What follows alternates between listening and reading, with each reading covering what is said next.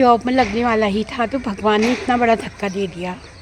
Hello everyone, बड़ू को प्रणाम, छोटू को ढेर सारा प्यार।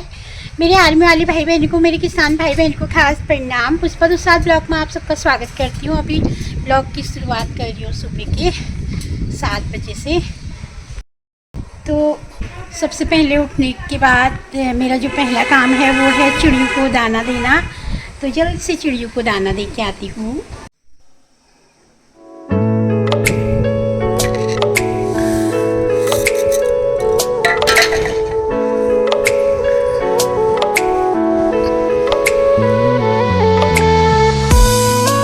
हमारे छत पे गोरैया ने बनाया है अपना प्यारा सा घोंसला, और जो कि मिट्टी और तिनकों से बनाया है, और कितना प्यारा बनाया है बिल्कुल।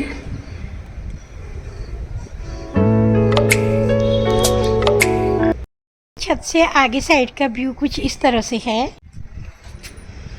वो दूर है सिटोली गांव, और वहाँ पे बहुत ज़्यादा बांज के पेड़ हैं, और जो वाइट लग रहे हैं ना वो पूरे बांज के पेड़ हैं, और ऊपर से है चीड़ का बड़ा सा जंगल।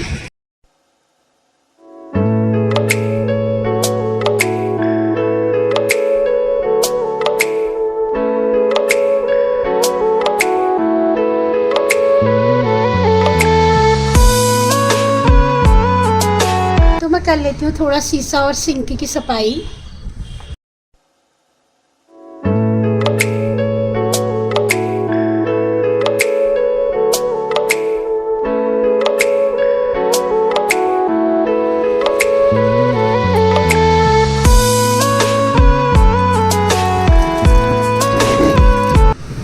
और थोड़ा सा ये दाल भूरे वाले भट्ट मैंने डाल दिए हैं धूप में सुखाने के लिए, और इनको छान के फिर डिब्बा बंद कर दूंगी।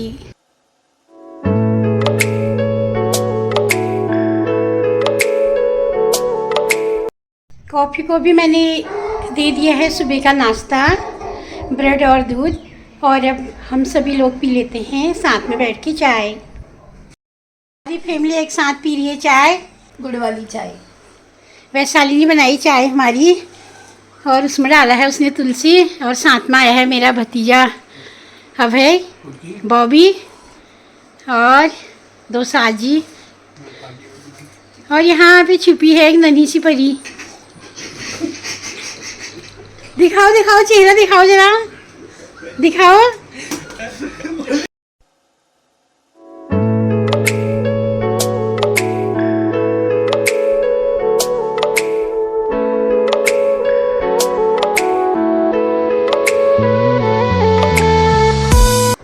सब खाने के बाद टाइम छोड़ के खा लेना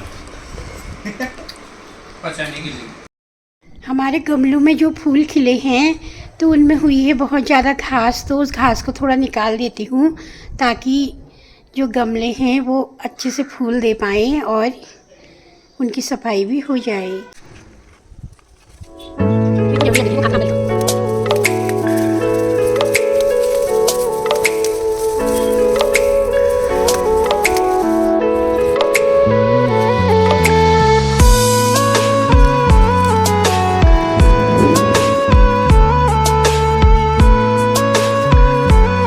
इनके जड़ों से घास भी निकाल दी है। मैं भी हो जाती हूँ फटाफट से ड्यूटी के लिए तैयार, और उसके बाद ड्यूटी के बाद फिर हम जाएंगे कहीं किसी के घर में। वहाँ पे एक बहुत ज़्यादा दुखद घटना घटी है।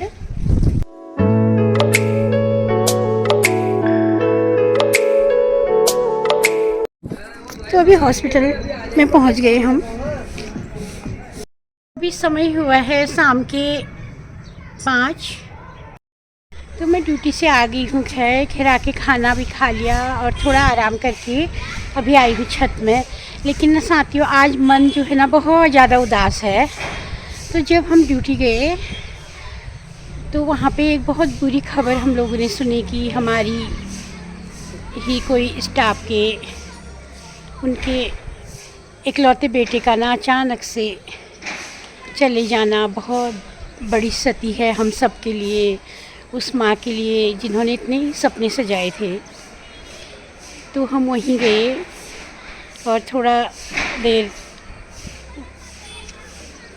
वहाँ पे रह के फिर आए। कहने के लिए तो कुछ भी शब्द नहीं थे, लेकिन वो माँ इतनी मजबूर है ना कि हम कुछ कह नहीं सकते हैं। जब वो लगभग 6 महीने की थी तो उसकी मम्मी मर गई थी।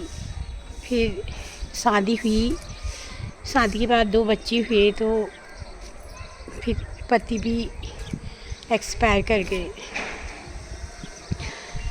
फिर जैसे तैसे आजकल तो जैसे स्कूल में हमारी पढ़ाई फ्री है और कापी किताबें फ्री मिलते हैं और भोजन फ्री मिलता है। उन दिनों ऐसा कुछ भी नहीं था। वो बहुत कष्ट में उसने अपने बच्चे पाले। तो जब वो 2 बच्चों को पढ़ाने में बिल्कुल असमर्थ थी, तो कुछ लोगों के सहयोग से भीमताल से बच्चे ने इंटर किया, उसके बाद हायर एजुकेशन ली।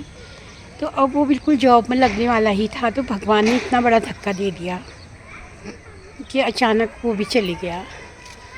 कभी कभी ये लगता है ना कि भगवान है ही नहीं। अगर हैं तो मतलब इतने निठुर क्यों हो जाते हैं कुछ परिस्थितियों में। तो ये चीज़ें दिल को अंदर तक बिल्कुल झंझोड़ देती हैं। अब जब हम वहाँ पे गए तो कई लोग कह रहे थे कि इसने बच्चा अपने पास रखना था, ऐसे किसी के हवाले नहीं करना था, हॉस्टल में नहीं रखना था। उस माँ की पीड़ा ना एक हम समझ सकते हैं, क्योंकि एक जिसके सर पे पति का साया नहीं है, वो कैसे अपने बच्चों का पालन पोषण करती है, किन परिस्थितियों में उसने अपनी ममता का त्याग करके एक अपने बच्चे को एक अच्छे भविष्य देने की उसने सोची थी। नियति को कुछ और ही मंजूर था, तो भगवान उसको और उनके परिवार को इस दुख को सहने की शक्ति दे और श्री हरि चरणों में उनके बेटे को स्थान दे। तो आज मन ना अंदर से बहुत ज़्यादा दुखी हो गया कि जैसे एक सही एज में, चलो 50-60 में भी अगर कोई संसार से जाता है होने को, वो भी बहुत दुख की बात है। कम से कम 80-90 ईयर तो यहाँ रहना ही चाहिए। लेकिन ऐसे अचानक से बिल्कुल जो एक फूल खिल रहा है, तो मैं सोचती हूँ ना वहाँ पे भगवान इतना निठुर क्यों हो जाता होगा। मैं सोचती हूँ काश ये काल चक्र को बदल दे भगवान, तब भी हर एक को ना 60 की एज दे दे। तब भी कोई बात नहीं, 60 तक हर एक जी लेगा, अपने सपनों को साकार कर लेगा। लेकिन ऐसे आकस्मिक और इतनी छोटी उम्र में ना भगवान ने ऐसा कुछ भी नहीं करना चाहिए। सिर्फ मन इतना व्याकुल है, इतना वो है। बहुत से लोग वहाँ पे आ रहे हैं, जा रहे हैं, और लेकिन एक माँ की ममता, एक माँ को समझा पाना ना बहुत मुश्किल है।